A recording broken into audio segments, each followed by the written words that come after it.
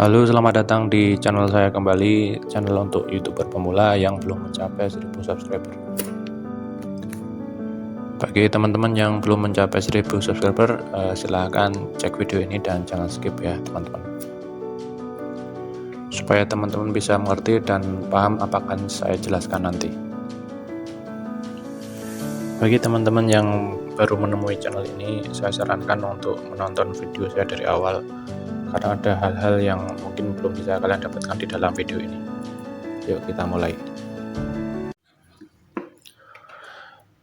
Oke, kita update dulu ya perkembangan dari channel saya yang terakhir. Jadi kemarin terakhir subscriber saya itu di 1232, sekarang naik jadi 1239, jadi nambah 7 ya, lumayan dalam 1-2 hari.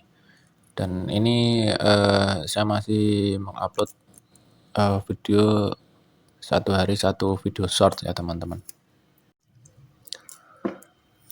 Karena saya agak sibuk dan nggak enak badan beberapa hari terakhir, jadi aktivitas saya untuk membuat video short itu berkurang, tapi nggak apa-apa, itu biasa kita sebagai konten kreator atau manusia kan nggak bisa kayak robot ya, jadi kadang-kadang kita lagi sehat atau lagi malas atau lagi semangat itu kadang ya hal itu kadang bisa kita alami teman-teman. Sekarang kita lihat trafficnya hari ini. Hari ini saya upload tadi jam 8.45 ya, seperti jadwal sebelumnya. Lumayan ramai juga ini, jadi 1 jam terakhir ada sekitar 170 orang yang menonton. Paling tinggi jam 9-an, terus turun lagi sampai kosong.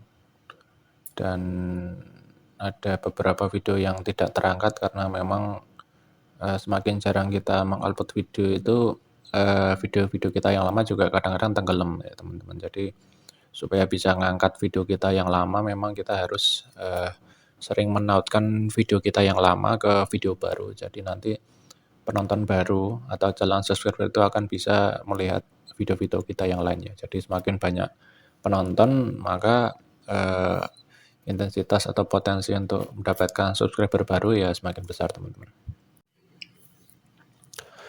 Oke, hari ini saya akan berbagi aplikasi apa saja yang saya pakai untuk membuat konten short ya, terutama jika teman-teman fokusnya untuk membangun channel dengan 1000 subscriber.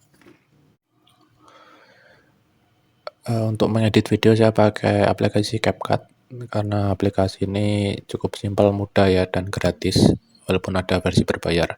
Tapi jika teman-teman lebih nyaman pakai aplikasi yang lain juga nggak apa-apa, terserah teman-teman saja. Jadi di aplikasi CapCut ini saya pakai untuk memasukkan video saya, terus saya edit suara atau musik, dan juga untuk membuat caption tulisannya dari suara AI atau dari suara orang yang lagi sedang berbicara. Misal teman-teman mau pakai cara re-upload dari video orang lain atau tempat lain, nah teman-teman bisa juga pakai juga caranya.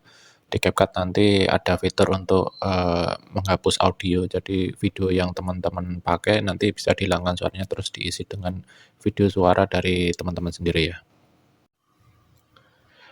Oke, yang selanjutnya saya pakai Eleven Labs. Apa sih Eleven Labs ini? Ini adalah semacam tools AI dari web browser. Ini fungsinya untuk membuat atau mengenerate tulisan menjadi suara orang ya. Jadi teman-teman kalau misalnya membuat suara atau suara laki-laki, perempuan, bahkan berbagai bahasa pun bisa dicoba dibuat di Eleven Labs ini. Ini gratis ya teman-teman, karena teman-teman cukup login dengan akun Gmail teman-teman, dan teman bisa langsung pakai walaupun terbatas sekitar mungkin 5.000 kata atau tulisan. Ini saya perlihatkan caranya sebentar supaya nanti teman-teman bisa mencoba sendiri ya teman-teman.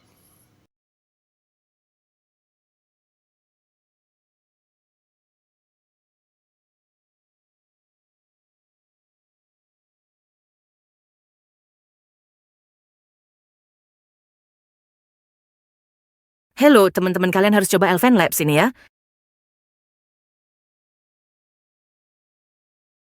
Hello, teman-teman kalian harus coba Elven Labs ini ya.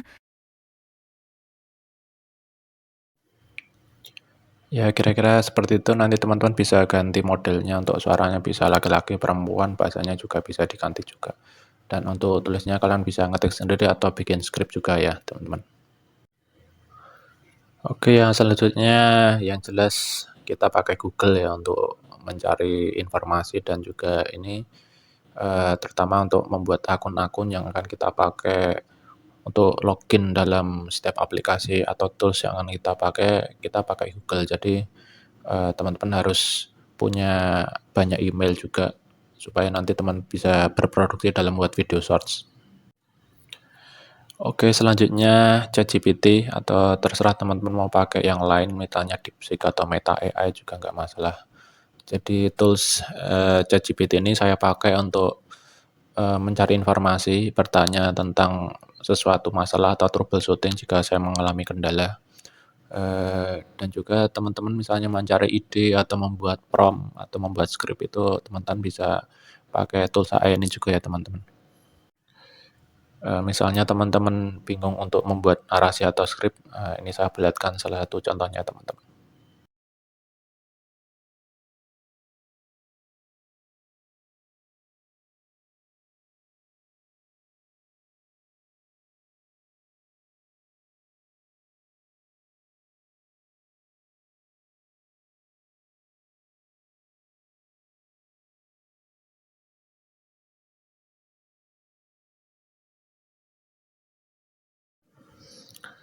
Nah, kira-kira seperti ya teman-teman. Jadi teman-teman bisa pakai karena durasi source kita sangat pendek, sekitar 5-20 detik, silahkan disesuaikan. Nah, nanti skripnya teman-teman bisa masukkan ke tadi Elven Labs dan supaya keluar narasi audionya teman-teman. Seperti saya bilang tadi, sebenarnya ChatGPT ini sangat luas sekali penggunaannya. Ini cuma salah satu cara aja. Misalnya teman-teman mau membuat skrip cerita atau misalnya teman-teman mau belajar sesuatu juga teman bisa pakai tools ini teman-teman. Oke. Oke, selanjutnya OBS atau Open Broadcaster Software. Ini saya pakai untuk merekam layar di PC atau laptop teman-teman ya. Nanti misalnya teman-teman mau membuat video tutorial atau untuk merekam video apapun dari layar monitor, teman-teman bisa pakai ini ya teman-teman. Selain itu misalnya teman-teman mau membuat video live streaming gitu, teman-teman saya sarankan juga pakai OBS Studio nih ya teman-teman.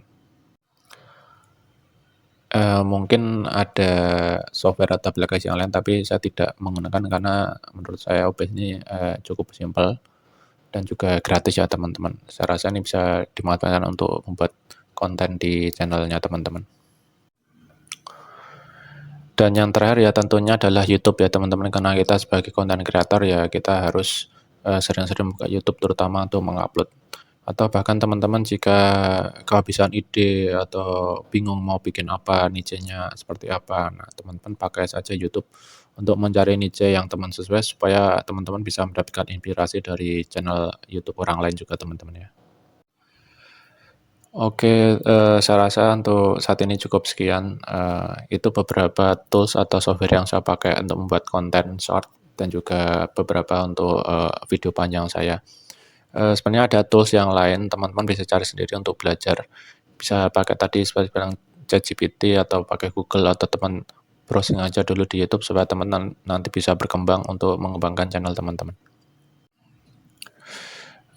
Jadi intinya saat kita menjadi content creator sebenarnya kita itu diharapkan untuk selalu berkembang dan belajar ya teman-teman. Jadi jangan merasa kalau teman-teman itu merasa kalau kontennya itu sudah paling bagus ya, karena saingan teman-teman itu juga ada banyak. Jadi semua konten kreator pasti akan berlomba membuat konten yang bagus dan mereka juga berusaha untuk mencari penonton. Jadi intinya kalau konten atau video teman-teman itu tidak menarik, maka penonton juga akan lari ke konten atau channel yang lebih menarik menurut mereka. Jadi saya sarankan jika misalnya teman-teman masih bingung cara membuat video shorts, terutama kalau mau mengejar 1000 subscriber, saya sarankan teman-teman mulai riset dulu, misalnya cari video shorts orang lain yang kira-kira cukup menarik. Nah, teman-teman tinggal ikuti saja caranya mereka membuat video, misalnya musiknya atau tulisannya atau narasinya sih tinggal teman-teman tiru saja, tetapi teman-teman perlu modifikasi sendiri supaya, teman-teman punya ciri khas ya di dalam kontennya teman-teman tersebut. Jika video saya cukup bermanfaat bagi teman-teman, silahkan like, comment, dan subscribe ya teman-teman. Oke, terima kasih. Sampai jumpa di konten selanjutnya. Bye-bye.